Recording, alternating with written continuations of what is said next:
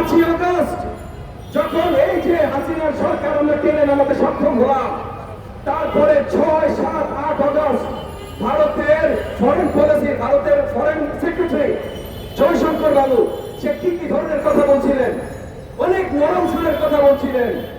উনি বলছিলেন বাংলাদেশে গণঅভ্যুত্থান হয়েছে, আমরা বাংলাদেশের জনগণ যেটা চাইবে আমরা জনগণের সাথে আছি। তখন ওনারা বক্তব্য রাখছিলেন 8ই আগস্ট যখন বাংলাদেশে আমরা অন্তর্বর্তীকালীন সরকার দেয়, 9ই আগস্ট তারা বক্তব্য দিয়েছেন আমরা অন্তর্বর্তীকালীন সরকারকে সাধুবাদ জানাই, বাংলাদেশের অন্তর্বর্তীকালীন সরকারের সাথে আমরা নিশ্চয়ই কাজ করব।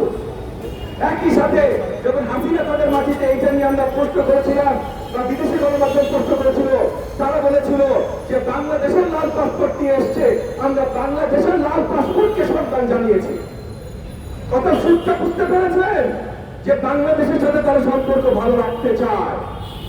3-4 দিন আগে এই বক্তব্য সুর পাল্টে গেছে। কেন পাল্টে গেছে, কিভাবে পাল্টে গেছে? 3-4 দিন আগে তারা কথা বলা শুরু করেছে, বিজেপির বড় বড় নেতারা কথা বলা শুরু করেছে বাংলাদেশের জনগণকে নাকি উল্টে ঝুলাবে।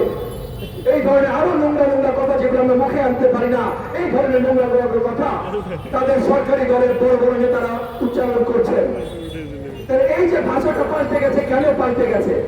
পাল্টে গেছে কারণ 1.5 মাস 2 মাস হয়ে গেছে আমাদের সরকার আমাদের এই যে দেশের মাটিতে আওয়ামী দোষরদের সরাতে সক্ষম হয় নাই।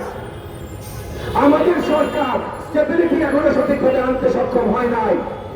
এখনো আমরা ভারতকে প্রশ্ন করি নাই বর্ডারে প্রত্যেক বছর 50 আমাদের নাগরিক কেন মৃত্যুবরণ করে?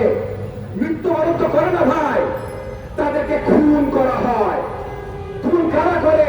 আমরা ফেলানির হত্যাকাণ্ড দেখি নাই, আমরা একটার পর একটা হত্যাকাণ্ড দেখি নাই। বর্ডারে বিএসএফ আমাদের নাগরিকদের খুন করে। এবং এর আগে যখন ভারত হাসিনা সম্পর্ক ছিল তখন হাসিনার লোকের দোষরা বলতো আরে গরু স্মাগলিং করতে যায় মারা গেছে। গরু স্মাগলিং করতে যায় যদি মারা যায় থাকে, যদি আমার দেশের নাগরিক মরে তাহলে আমার দেশের মন্ত্রীর দায়িত্ব তার জানের নিরাপত্তা দেয়া। সে কেন মারা গেছে এটা চিন্তা করা না। তো আজকে আমাদের অন্তর্বর্তীকালীন সরকারের এই আলোচনাগুলো আসতে হবে।